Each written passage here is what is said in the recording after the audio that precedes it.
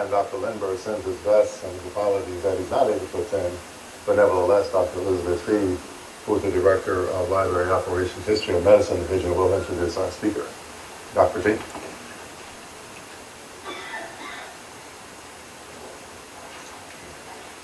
Thank you.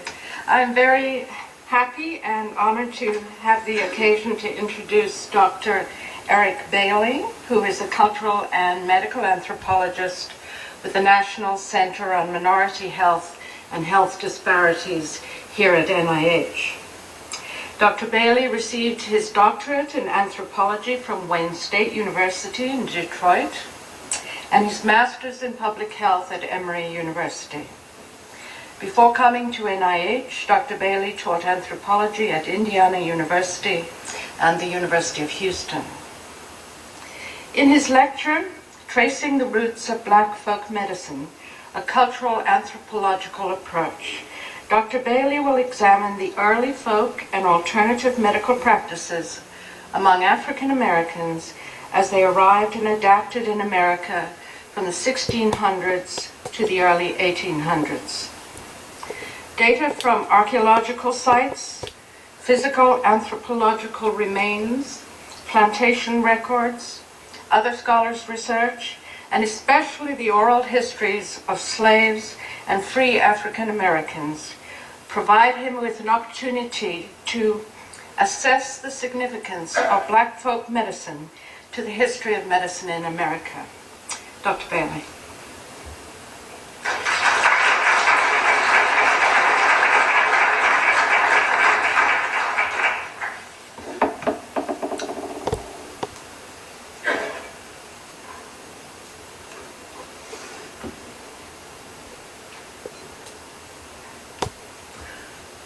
Good afternoon. Good afternoon.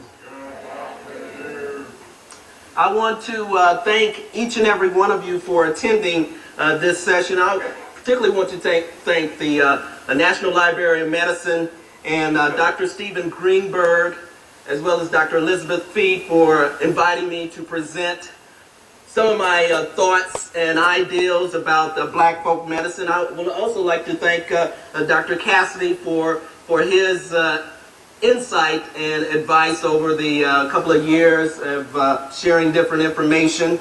I also would like to thank the National Center on Minority Health and Health Disparity, the staff, and some of my colleagues there. I can see them out there in the audience. And I'd like to thank NIH community overall. I also would like to thank my family for asking me a lot of questions about my research over the years. They give me, my wife and my kids give me a lot of ideas and encourage me to look at certain issues a little bit further. And of course, I want to thank each and every one of you for attending this African American history talk.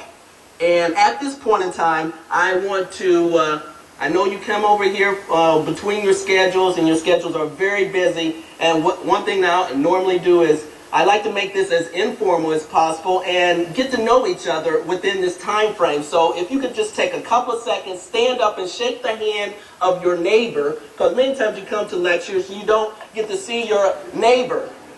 So shake the hand of your neighbor.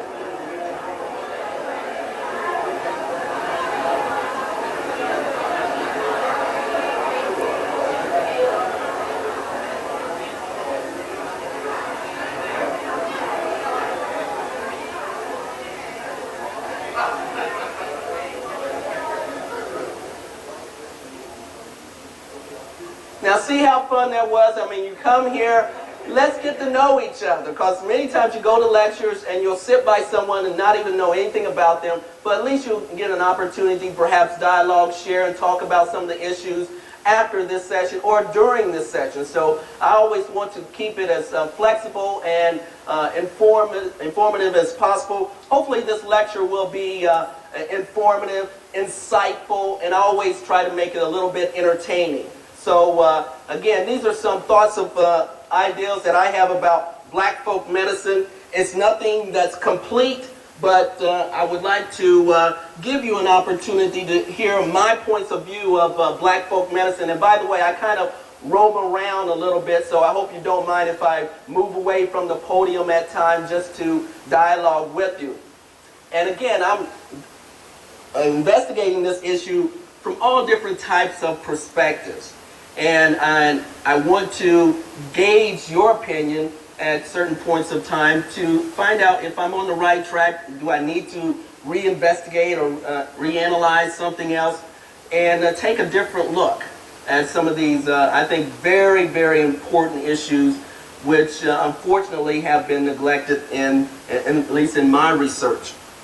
And I want to give you a little bit of my outline of my presentation today so you can see where I'm coming from, where I want to go, and where we want to at least discuss some of these very important topics. Of course, I will give you my orientation as an anthropologist. I think being an anthropologist is a unique perspective. I value the perspective, I value the training, I value the insight, and yet it's still a discipline that is constantly growing, still fairly young with regards to other disciplines, and needs to be heard from a lot of different avenues, and that's where I tend to use my anthropological approach to some of the critical healthcare issues.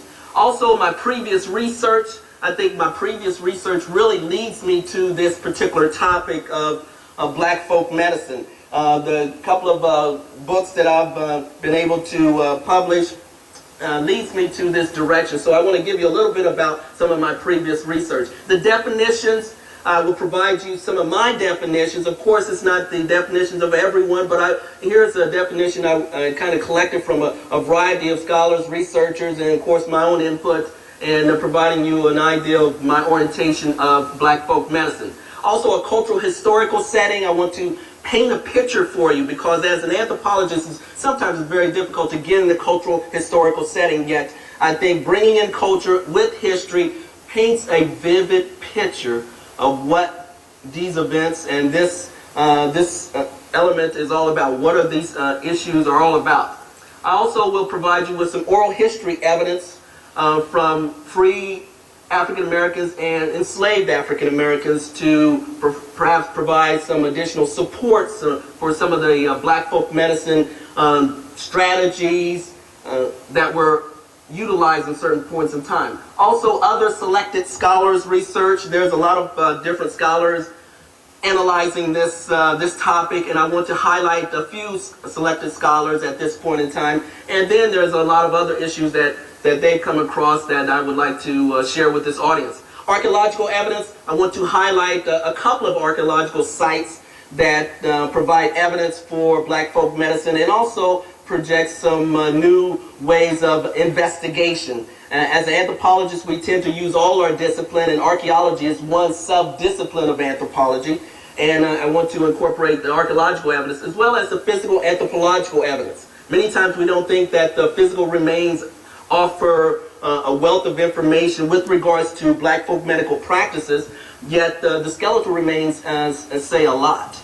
And as each and every one of you know, with proper investigation, we can surmise certain trends, certain disease patterns within various populations. And then folk medical practices used today show some past connections of the past with the present. And then, of course, I will give you a take-home message. I always think it's important to give the audience a take-home message. When you go to different lectures, you say, what the heck did that person talk about after an hour and some minutes? I'm going to give you my 2 or 3 key points that I want you to take home and perhaps think about and share with your family members and friends about some of these issues. So again, this talk is an attempt to address a lot of different issues, and I want to make sure that you at least understand where I'm coming from in this particular talk.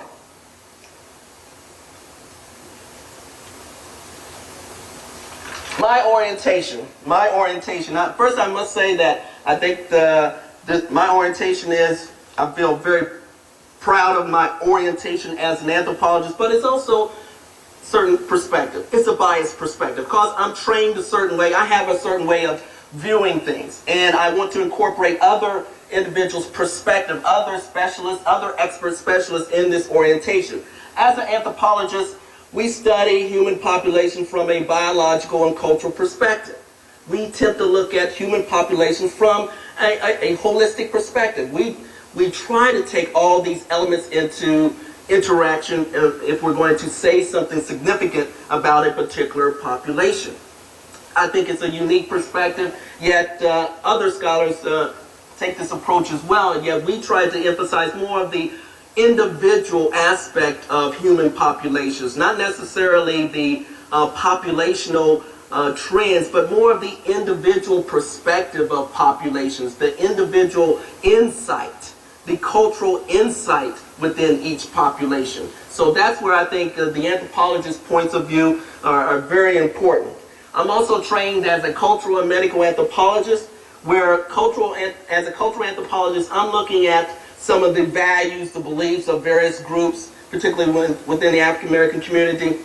I'm looking at how individuals are integrated in the totality of society. I'm looking at how symbols are conveyed or transmitted from one generation to another. I'm also looking at how culture is differently shared.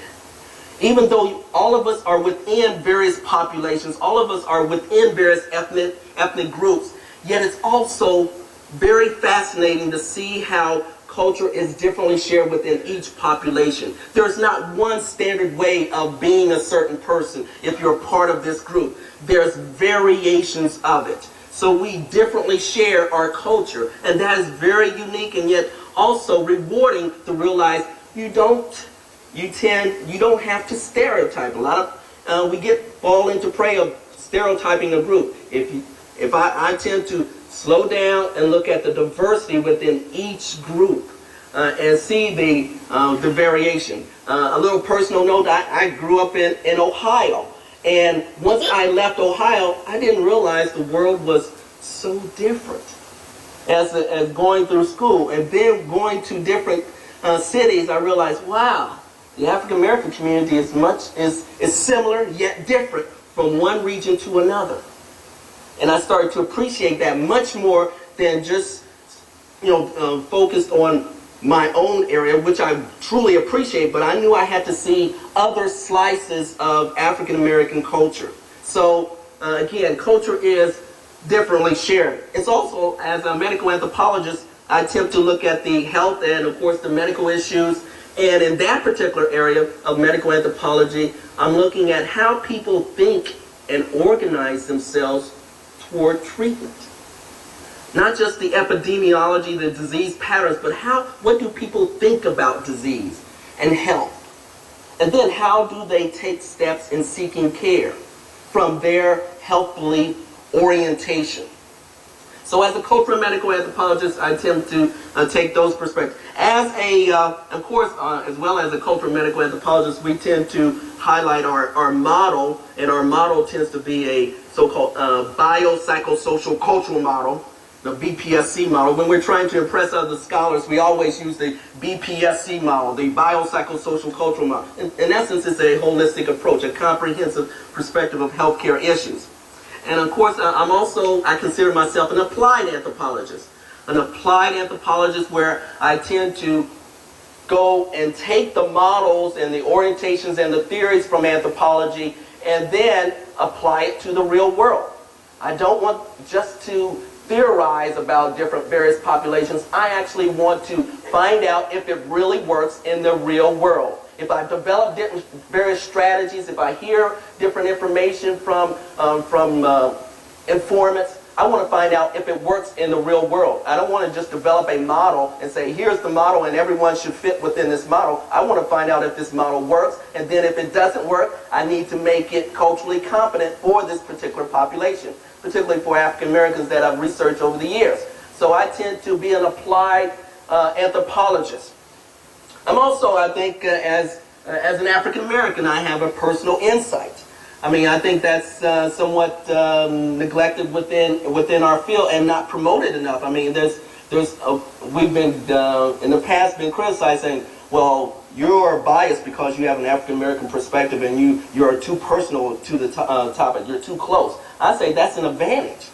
simply because I see certain things, maybe not like other African Americans, but I do see it a little bit different at times, yet similarly to non-African Americans. Yet there is at times a major advantage because I have that personal connection, that personal commitment, and also that particular angle that sometimes you just kind of like pick up, those cultural nuances that you pick up being a part of the group and being raised in that particular environment. The cultural history. Appreciate the history, but also the culture with the history. Cultural history, where we need to look at the totality of various time periods, not just events happening during a time period, but actual other events, other elements happening in conjunction during that particular time period. What was happening during within a particular time period about the political issues, or the economic issues, or the social issues, or the healthcare issues. That helps us bring in more of the cultural history. And then finally, my orientation is comprehensive and holistic. All anthropologists attempt to take a comprehensive and holistic perspective of healthcare, but also of history. When we're looking at history, we want to take a holistic perspective. We just don't want to take one particular slice, the psychological perspectives or the economic perspectives. We want to take it in its totality, a comprehensive, holistic approach to different time periods of various groups of people. So this is generally my orientation and how I'm approaching the topic of tracing the roots of black folk medicine. All of these issues come into play with my orientation. And with that orientation, I need to present a couple of previous research that led me to this topic, that really led me to this pressing issue of black folk medicine, which I think was extremely significant, and I started to have even much more of a passion for it after I'd gone through my particular projects. One project, one of my first projects, Medical Anthropology and African American Health. That was my second book, and at this point in time I want to do some blatant advertisement for it because it's right here in front of us, Medical Anthropology and African American Health, and if those individuals who want to purchase a copy, I have flyers for you as well.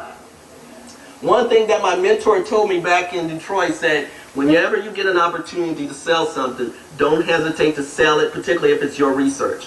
So I'm just remembering what my mentor said, Dr. Madeline Leininger in Detroit, Michigan.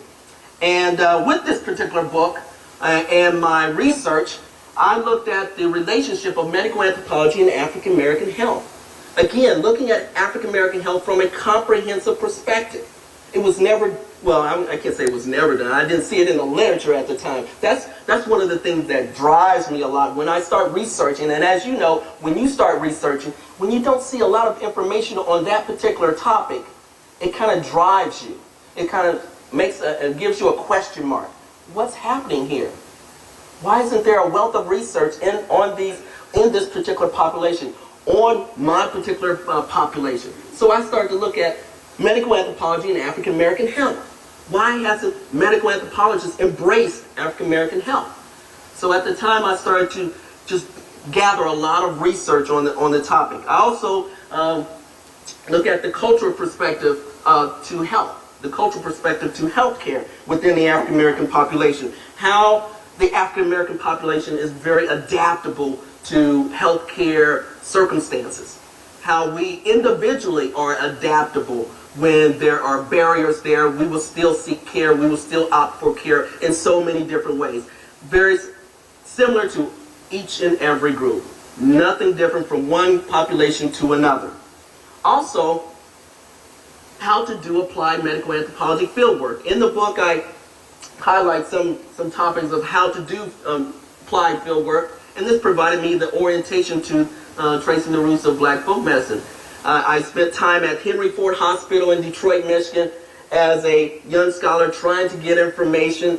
And of course, at that time I had hair and everything, and that was during the 80s, and I had to fit in. That's what applied anthropology is about, field work, anthropology. You have to fit into within the community. So I spent a lot of time in in the community and also at the hospital to listen to individuals like this gentleman about his healthcare issues, and sat down and just listened to his qualitative information, what he shared to me and others, but really sat down and said, hey, these are some other concerns that I had when the doctor was gone.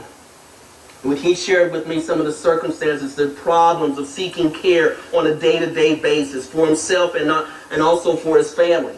I listened to this woman right here. She was extremely adamant about healthcare issues for the local African American community.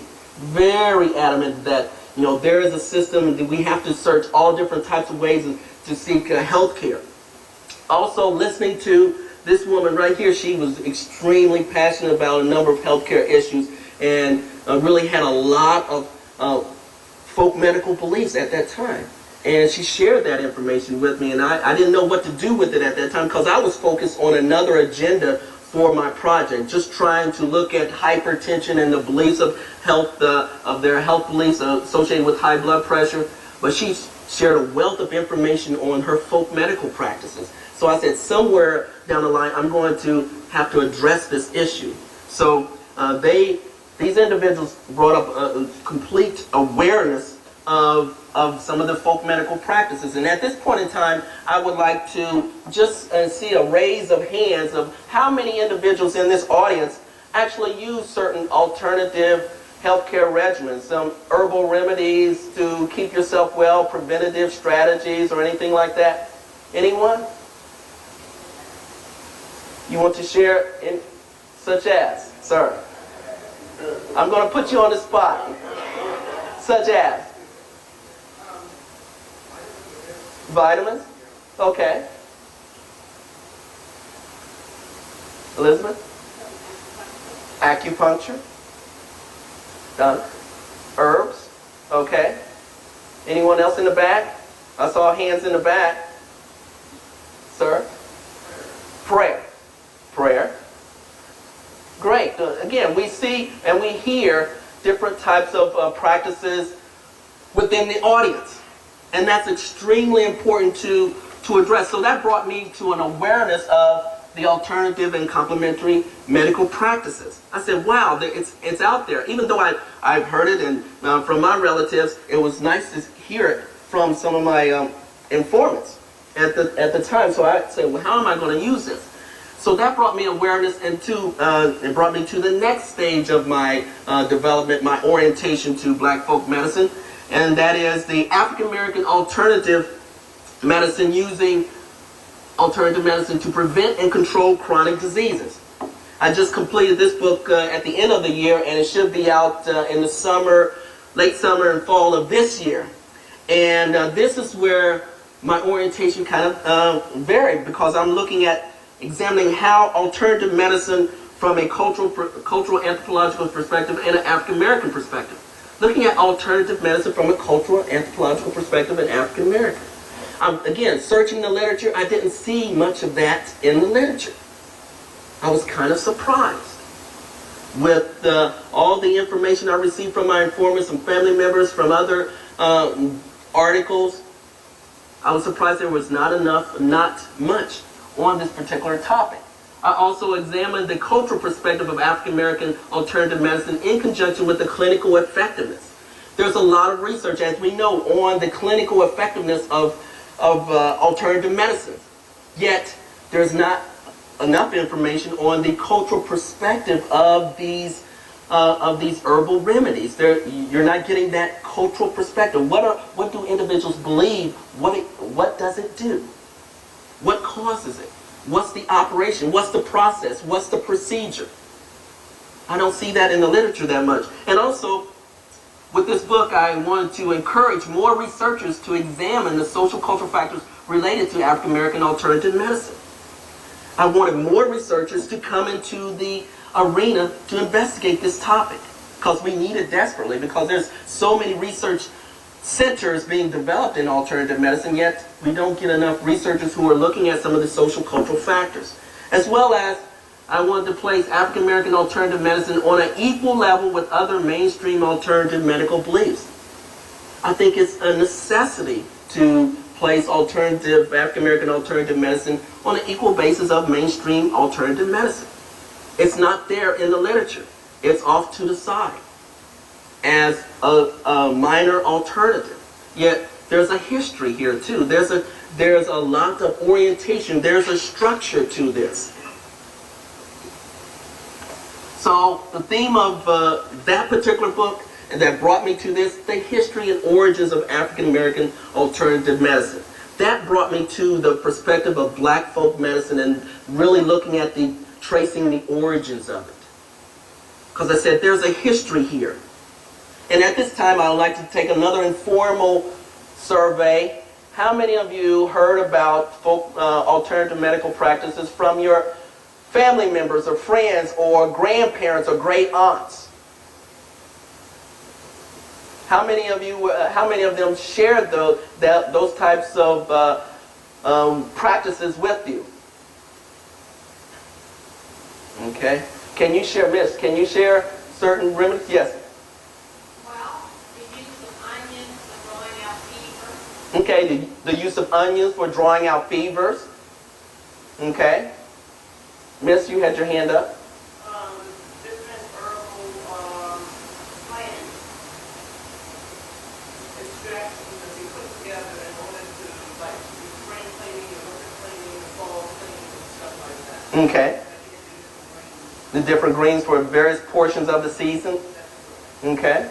Miss? Putting milkweed on a wart under a full moon. Okay. Okay.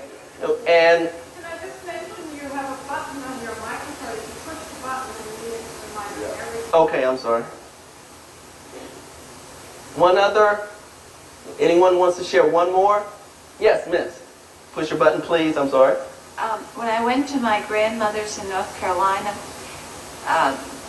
well, her brother had the plantation, and you played in the woods, but when you came in, there was a big sink and some sort of brown soap, and you had to wash your arms and legs and everything, so you wouldn't get poison ivy or jiggers or any of those things. So some brown soap there to alleviate some of the contagious or picking up certain types of issues there. So that was again that was very. Now, are there any other remedies that you want to share? I hear some rumblings in the audience again. Yes, go right ahead. Turn on your microphone, please. We would have a serving of black-eyed peas at the beginning of the year for prosperity and good health. Okay, black-eyed peas for prosperity, for health at the beginning of the year. Okay. Now, how many of you, when you received this from your grandparents or parents, how many of you believed it? Okay. Did others automatically believe it? And within your family? Some did, some didn't? Okay. And where did these types of practices originate? Within certain family lines or certain regions of the country? So those are some issues that I was, those were some issues that I was thinking about. You know, where are the origins? How did it develop? Looking at some of these historical issues and how it was passed from one generation to another. So right now I want to provide you some definitions of how my orientation and what you just shared with me, some definitions that kind of place me with the particular orientation of this particular topic. Looking at black folk medicine, and it's there's all different types of definitions, and this is how I tend to define it. It encompasses the wide diversity of African American medical and health care issues and the cultural historical identity that a large percentage of African Americans and non-African Americans use to describe the African American medical and health care issues. With this definition, I made it broad enough to emphasize the diversity of black folk medicine, that is differently shared within the population. We see that it's differently shared with other groups It's very reflective of other groups within the United States, such as various European populations at the time. We see the British, the Dutch, the Spaniards, the French sharing similar health beliefs and sharing perspectives of black folk medicine. We also see the medical practices are varying, as well as the home remedies and the spiritual aspect of black folk medicine, the cultural and the historical aspect of it. But the spirituality comes out within this definition. And also it indicates a distinction between naturalistic types of diseases and supernaturalistic causes or elements of diseases. There's a naturalistic and supernaturalistic element to this particular definition. And it's all for the purpose of healing. All for the purpose of healing. And trying out all different types of strategies, yet also it has a structure. I believe that in the literature there's not much on the information of the structure of black folk medicine, yet it has a distinctive structure. A definition of culture. I talk about culture a lot, and I hear it in the topic and in different projects all the time. Culture, a system of shared beliefs, values, traditions that are passed down from generation to generation through learning. As we heard in the audience, we learned or we received different home remedies, certain practices from our family members and friends that were passed down culturally, where we see things are being shared within communities and shared outside of communities. It's not just within a certain community, it's shared outside the community. And another key definition is cultural relativism. I think this is a key term because I use this in my applied area, but also with this in a historical context. I think it's extremely important. A cultural relativistic approach, that is, when individuals attempt to understand and evaluate the values, beliefs, and traditions of the individual and or group from their own perspective. That is often a challenge for a lot of individuals, where you will attempt to take a cultural relativistic perspective. And that, to me, is the goal of looking at black folk medicine, but also looking at a lot of basic issues of health care. Trying to step in the shoes of another person who you just met at the beginning of this lecture. How do they view health? How do they view illness? And the way to do that is a cultural relativistic perspective, where many times we, particularly anthropologists, I must say something about anthropologists. Anthropologists feel like in the past, if they spend a lot of time or conducted some field work amongst groups, they feel like they're one of them. They know them. They're a confidant.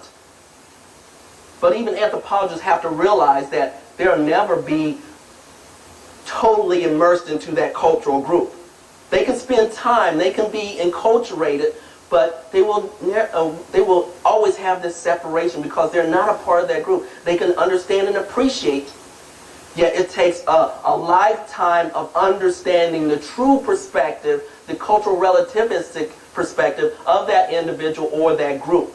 So that's the reason I'm always trying to take this cultural relativistic perspective to another level and truly trying to sit down and understand what these individuals gone through. And then see myself as a researcher, but also a part of the group.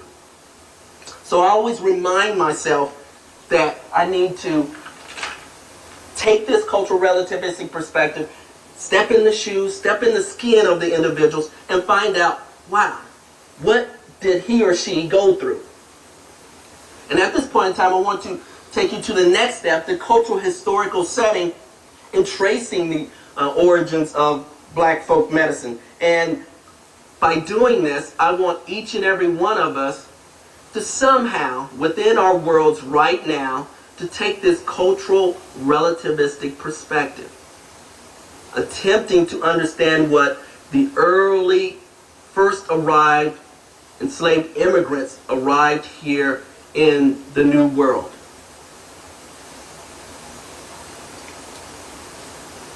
And look at perhaps how individuals had to adapt in this environment. What did they have to go through? Over the millions of individuals that were transported here out of Africa, and there's all different types of numbers, how many Africans actually arrived in North America. Some say there was 450,000 actually arrived in North America, and over 10 million actually transported out of Africa, and 450,000 actually arrived. But this particular passage really conveys a little bit of the cultural historical setting. And how did individuals actually take care of themselves? This passage goes something like this. During the long period of more than 300 years, from the time the first slaves were introduced by the Spanish to work the mines in Hispaniola, to the abolition of Negro slavery by the United States of America, millions of Africans were brought to the New World. These slaves, whether or in the West Indies or in different American colonies, were introduced to the plants of their new country. In the process of adapting to their new surroundings, the African slave laid the foundation of the 21st century knowledge about the uses of plants, from food to medicine. Now, taking on the cultural relativistic perspective, I tried to ask myself the question, how did a newly arrived slave attempt to take care of himself or herself? When you do not have anything that you own, when you are owned by another entity, another element, when everything is taken away from you, and you're transported thousands of miles away, and you arrive in a new world where you can't speak the language, where you don't know anyone, or you have some familiarity with certain tribes.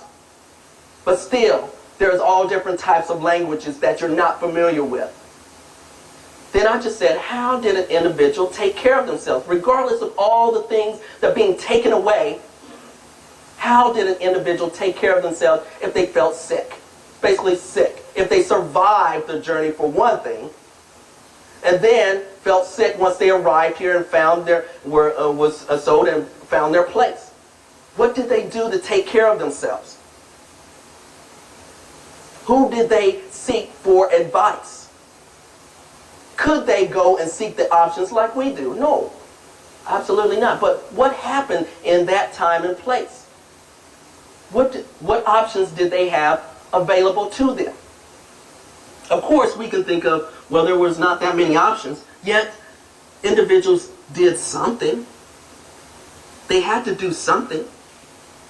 So I'm trying to understand basically a premise of the types of Africans who arrived here.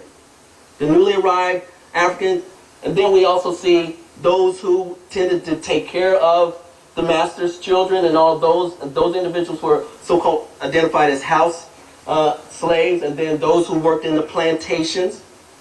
How did they take care of themselves? And this is Harriet Tugman. How did she take care of herself when she was enslaved, born into slavery? And actually from Dorchester County, Maryland, and lived to the age of 93. And she was the individual who really started to get individuals out of slavery after she was able to get out of slavery herself. How did these individuals of all various walks of life take care of themselves?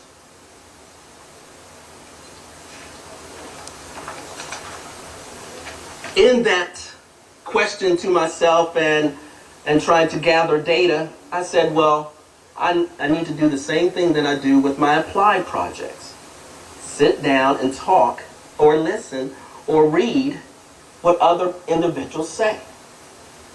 And here's some oral history evidence that I gathered. Again, I'm gathering information as rapidly as possible, and this process or this research is still in its infancy stage. And I have a wealth of research to go over within the next year or so. But here are some highlights of some oral history testimonies from various slaves that I was able to dig out, and I'm sure many of you were able to dig out with your own research.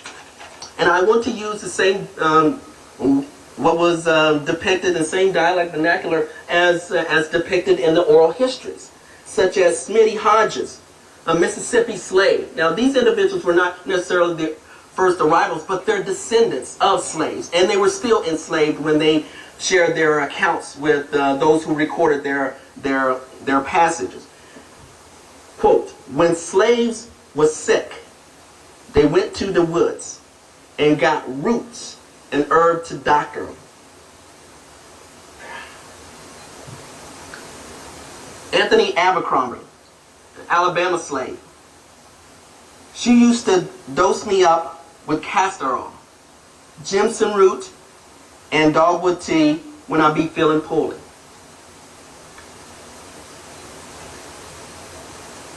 Richard Toller, Virginia slave. And if we claimed being sick, they give us a dose of castor oil and turpentine. That was the principal medicine colored folks had to take, and sometimes salts. But never no whiskey.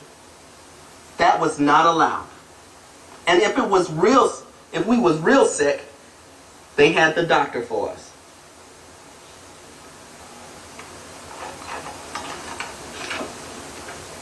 Mary Reynolds, Texas slave. I wasn't sick much, though. Some of the Negroes had chills and fever a lot, but they hadn't discovered so many diseases then as now. Dr. Kilpatrick gives sick Negroes ipecac and asafoetida oil and turpentine and black fever pills. A couple of more. Lucinda Davis, Oklahoma slave. When somebody was sick, they build a fire in the house, even in the summer, and don't let it die down till that person gets well or die. When they die, they let the fire go out.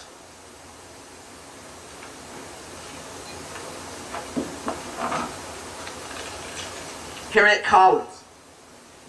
There was no indication of where this individual was from, but she said, my mammy learned me lots of doctrine. What she learned from old folks from Africa, and some of the Indians learned her. If you have rheumatism, is take white sassafras root and boil and drink the tea. Put red pepper in your shoes and keep the chills off, or string briars round the neck. Make red or black snake root tea to cure fever and malaria, and get the roots in the spring.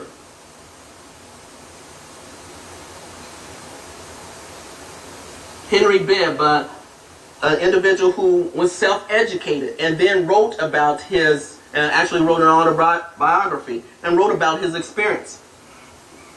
Many of them believe in what they call conjuration and trickery. The remedy is most generally some kind of bitter root. They are directed to chew it and spit towards their master when they are angry with their slaves. At other times, they prepare certain kinds of powders to sprinkle about their master's dwellings. Although I am satisfied that there is not virtue at all in it. Then one more, an Oklahoma slave.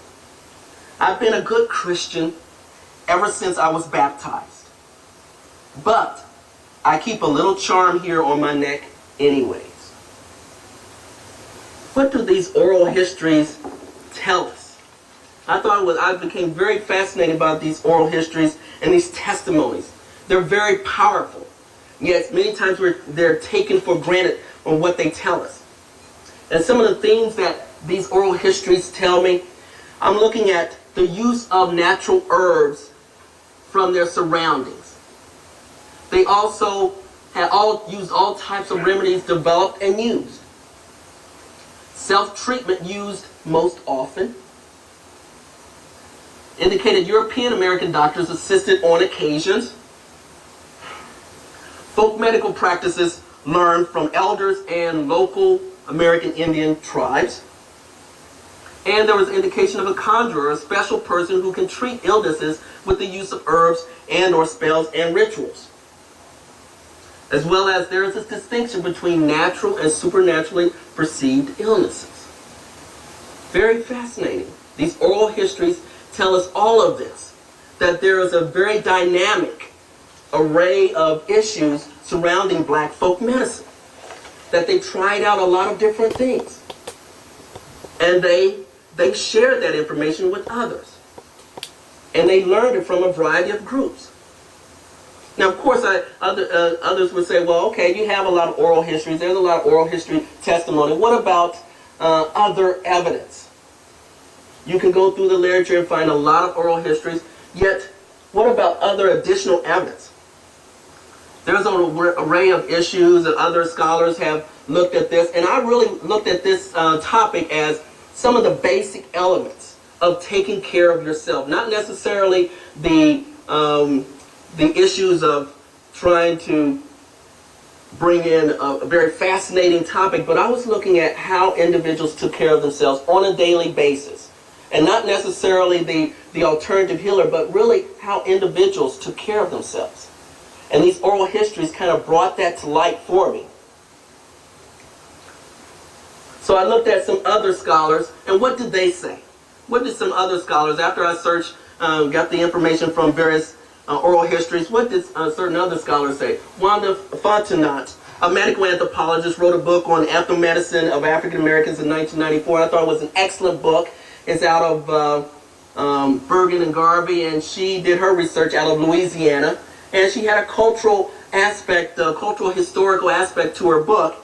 And she said, well, very similar to the oral histories. That is, she said treatments were administered by plantation owners themselves, their wives, or overseers. If a slave got sick, they received this treatment from their plantation owners, or themselves, or their wives, or overseers. They also, European Americans learned medicine from popular manuals and medical advertisement, or from African slaves. So they shared information and learned from African slaves of how to take care of individuals. Self-taught European doctors did a lot of cutting and bleeding, opening up abscesses and amputations. That was their methodology many times during that particular time period. There was also 3 major types of physicians trained during 1780. That is, surgeons, physicians, and pharmacists. So we have individuals being trained in these particular specialties. And then also cutting and surgery was quite foreign to black people. She said that cutting and bleeding, cutting and surgery was quite foreign to Africans and African Americans. They did not try to extract the disease by bleeding and trying to drain the illness out of an individual. They used different types of natural and supernatural means to get a person well. So cutting and surgery was foreign to black people. And the major themes from Wanda Fontenot, because of the attitudes and mistrust toward European-based medical practices, enslaved Africans depended on their traditional beliefs and practices. And of course, African folk doctors are seen as the central to well-being of the community, seen as legitimate healers of the illness and disease. So here we see an admiration, a connection, a closer connection, a continual connection to individuals' health beliefs and practices, their traditional practices that were brought over, and their heightened status of the African folk doctor. Another scholar who looked at this particular topic, a medical anthropologist, and he's more of a contemporary medical anthropologist, but within his book of Folk Medicine in America Today, I thought he did an excellent overview of all the different types of groups in America, and he spent a chapter on African Americans, and I thought he provided some interesting themes For instance, he said that slaveholders provided slaves with doctors and medicine when needed. Only when needed. Only when it was severe enough that they provided them with doctors and medicine. Slaves were responsible for their health care on a day-to-day basis. You were responsible for your own health care on a day-to-day basis. There was not many options, of course. Slaves routinely took these herbal tonics by the teaspoonful, indicating some preventative strategy here.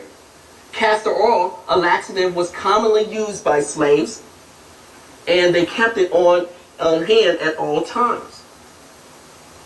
Very fascinating. And then finally, slaves wore herbal remedies such as asafoetida and garlic to help ward off a whole host of diseases, indicating that they were practicing not only preventative but prevention of naturalistic and supernatural types of diseases. What were the themes from this particular author? Castor oil was the all-purpose medicine for just about any kind of sickness that someone might develop.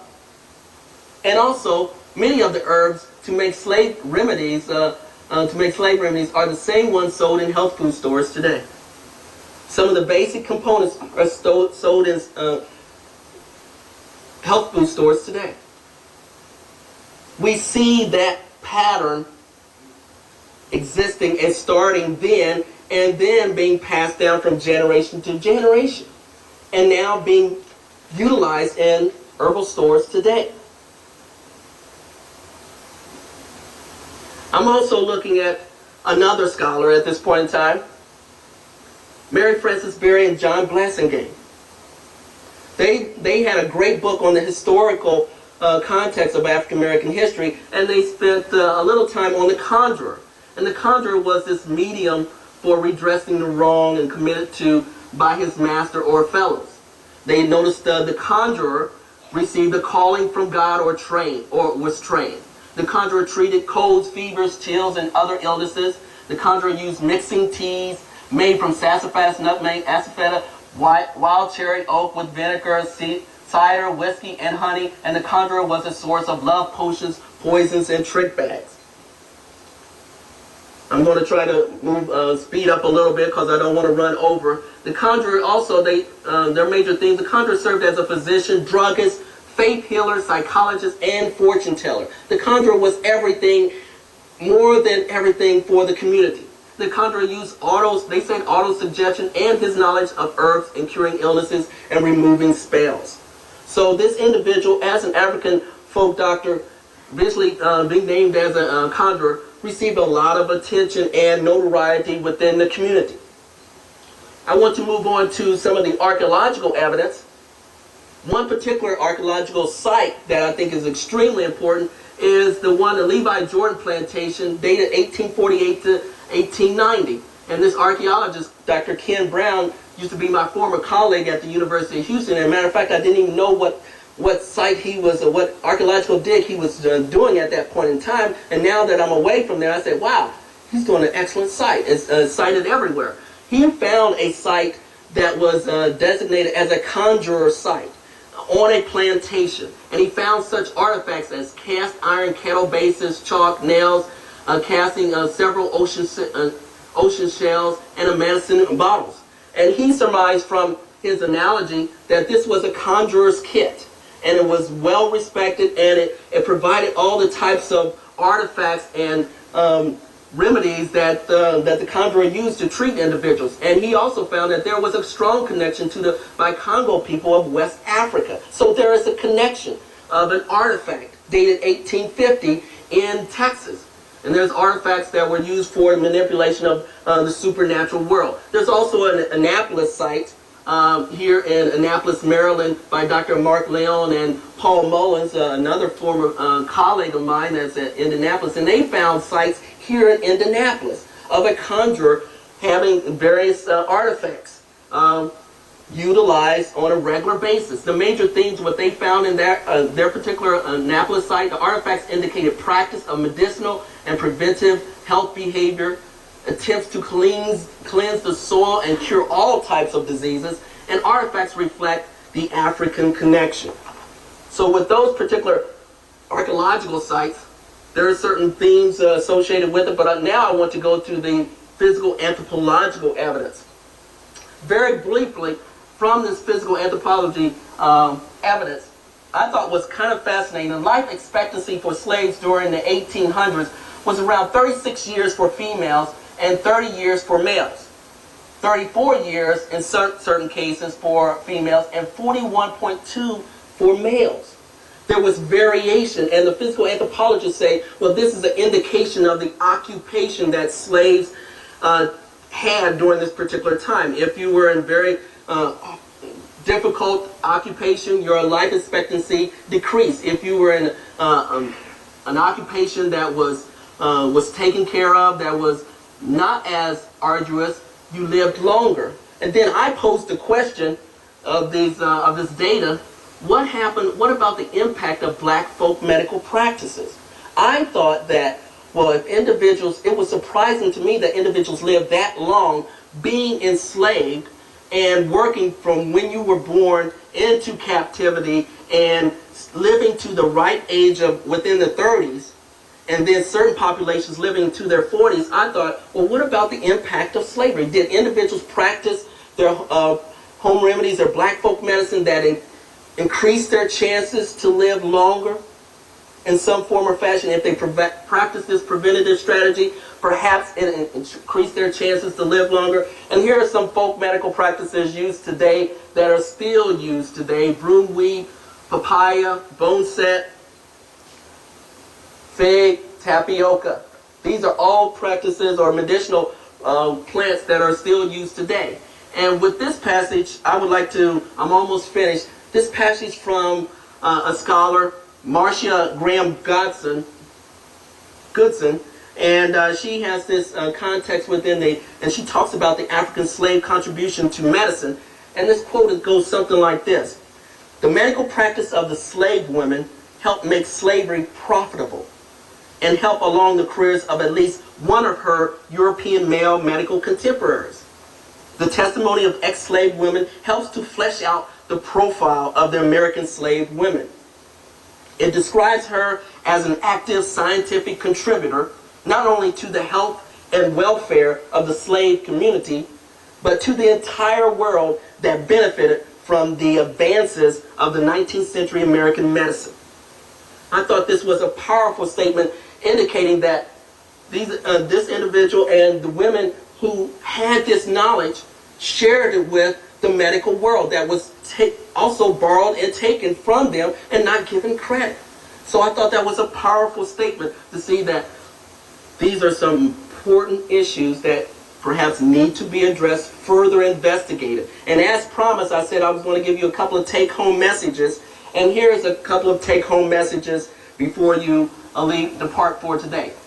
With my evidence, I felt that I presented evidence of a cultural pattern of health and medical care. That is, black folk medicine. We see a pattern starting, existing on the first arrival of slaves here in North America.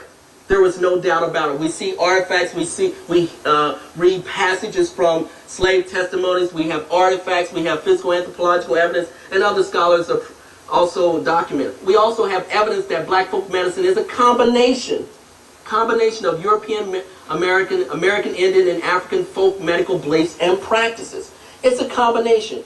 Once you're immersed into a culture and environment, you become highly acculturated, yet you also enculturate yourself with your own beliefs. So we see a combination of practices, and also a cultural relativistic approach of the history of medicine. I think we need to constantly take a cultural relativistic approach to the field of medicine. And also, I always like to end on a particular passage, and I thought it was interesting on the slide of Harriet Tugman, the significance of her freedom.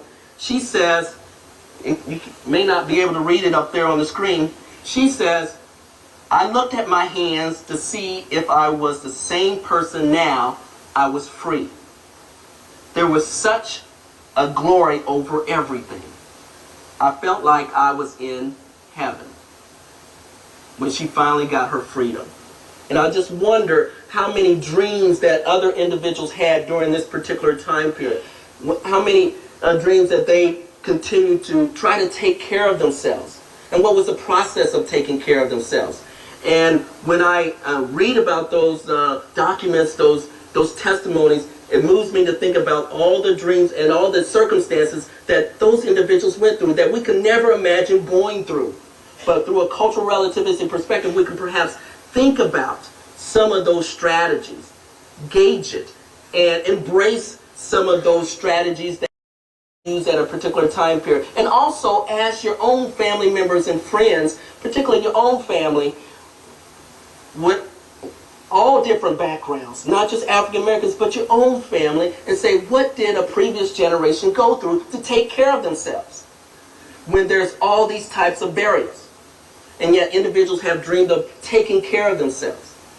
And it also reminds me, the passage from Harriet Tugman reminds me of my own passage that my parents gave to me years ago when I was in school, and they said they wanted me to follow my dream, just like other individuals in earlier decades. And they gave me this passage called Follow Your Dream, and it goes something like this.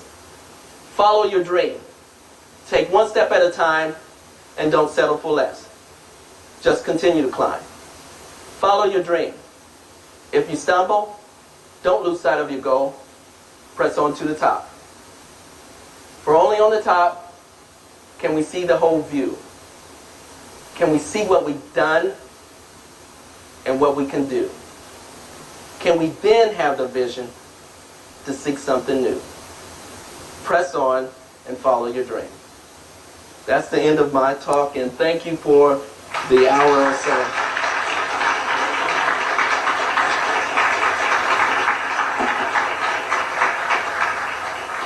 Thank you so much for this fascinating introduction to your work. I think we do have some time for questions, comments, and I'm sure Dr. Bailey would be interested in hearing from you.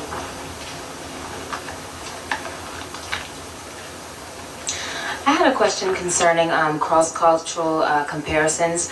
Have you or anyone else, have you or anyone else done any cross-cultural comparisons with current and past folk medical practices of African American communities with that of indigenous African tribes or what have you, and then compared them with Native American medical practices? Well, the orientation, the belief system is very similar of African Americans today with the indigenous Africans today as well. If you look at that's the reason I brought up the oral histories of the enslaved Africans, because they were still sharing the same belief system, regardless of when we hear about things being stripped from individuals once they arrived here, they still share the same belief system, the orientation as the indigenous African tribes from the various tribes that have been identified. So yes, there is a cross-cultural comparison with regards to orientation. Now there's variation as time goes on of the specifics of how individuals took care of themselves, yet we see a similar orientation of artifacts, of the steps of taking care of individuals, the types of practices, the plants that were utilized. We see a lot of similarities there. So yes, there's been some general comparison, but not specific comparison between one tribe and another tribe versus another segment of African Americans here, and other cross-cultural comparisons. So yes, there is, in generalities, we see a similarities, but there hasn't been sitting down with one group over in Africa with another group here in North America and saying, here are some documented similarities. Now that's the reason I brought up the archaeological evidence. And it's kind of interesting, even Dr. Ken Brown admitted that, the artifacts that he found, he could not see any similarities until he stepped back and got some orientation from others who were very familiar with African society, and say, well, wow, there's a direct connection with the Vicongo people at your site in Texas in 1850. So yes, there's some broad-based comparison, but now we're starting to get more definite evidence once individuals sit down and say, wow, what are the similarities here? Are there similarities? And now that we gather more information and start to reanalyze the situation as opposed to just collecting data, we're starting to see a different interpretation of a lot of plantations. I analyzed about 13 or 15 plantations, and these two kind of came up to me because they kind of took an extra step of looking at that orientation, of bringing that orientation of that cultural perspective and that cross-cultural analogy together. Did I answer your questions? Okay, I just want to make sure. Yes. In what way can your research help improve the health status of blacks today? Very good question. Repeat that again. In what ways can your research help improve the health status of blacks today? For one, I think that this particular tracing the roots gives some orientation, gives a structure to black folk medical practices. Many times in the literature and other scholars believe that there's no orientation, or we get focused on one small element of black folk medicine, particularly the alternative practitioners. I'm saying that, hey, there is a pattern here that started upon our first arrival, and I can see it from then to today. And that's the reason that today I spend a lot of time looking at and analyzing the pattern of African Americans today, and I see a great deal of similarities from our first arrivals, from the oral history testimony, from the artifacts, even from the physical anthropological evidence. There is a pattern there. And then if we start to recognize it, we give it a structure, we give it an orientation, and then we, as Dr. Hinterman indicated, see where those types of plants that individuals used during the 1700s, 1800s are used today in herbal shops in so many different ways in fashion, in mainstream herbal medicine. So I think it's extremely important to recognize the impact of black folk medicine during this early starting stages to today.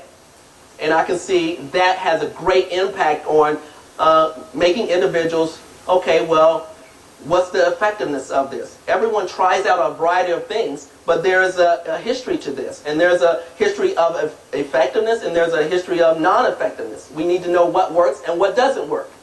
Because, again, there's a lot of experimentation out there. We're not saying that everything, all the medical practices that individuals used during the 1800s, 1700s, they were effective. No, we're not. I'm not saying that at all. I'm just saying that we need to draw attention to it and show that that connection, those patterns still exist today.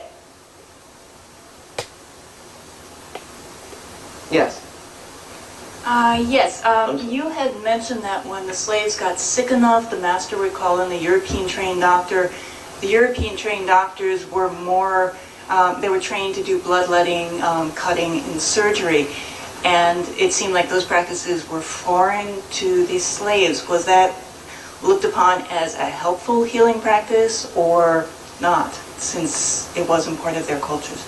Well, it was actually a threat. It was foreign to them, and they thought it was something completely out of their orientation, and they did not build, at least what I've read and what I've read from other scholars, that it built up a distance or a lack of trust because there was not an agreement of that orientation from their perspective, from the African perspective, because the African perspective, they didn't tended, I'm not going to say always, but tended not to cut or use that type of strategy. They wanted to heal the person naturally. So when you were cut, they thought it was completely foreign and they were trying something else on them. And that's where you get that latent lack of trust during that period of time. And we can see how that lack of trust even translates to today in individuals, African Americans, seeking or not seeking health care from the major mainstream facilities. There's still that lack of trust there. Maybe it started actually then. We don't know for sure, but there's a pattern there. And there were accounts from testimony saying, we don't agree with it.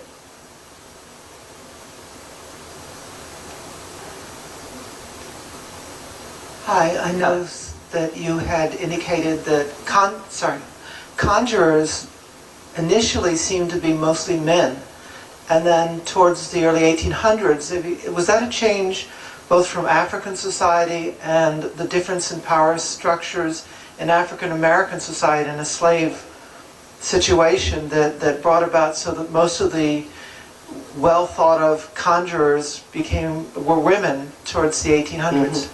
Yeah, you do see a shift, and you see that conjurers, at least in the readings and the information I gather, they were predominantly men initially, and then you see where women really take the forefront because they're in the day-to-day operations of taking care of the immediate community and the surrounding communities. So they took on another arena, another heightened status, because they were highly valued and they had a lot of knowledge, and they tried out a lot of remedies on a regular basis. The conjurer, his status increased, and some of the sites show that they built certain dwellings specifically for the conjurer. On the plantation, you had a small area for the conjurer. That's unheard of because they received, to me that tells me, and also other scholars, that they are well respected not only in the African community but also in the larger community, that they were getting the larger community trusted or gave them some distance because they respected their practices. And then as more women were always practicing and trying out different remedies, for some reason, as you just indicated, there was a kind of a shift. And yet I think that's just more recognition and more knowledge and opportunities to highlight what they've already known and what they were already doing from day one. Okay, we'll take one last comment or question. You have it? No? Okay, well then again, thank you so much. I want to thank each and every one of you for staying here, and I appreciate your time, and have a very nice day. Thank you very much.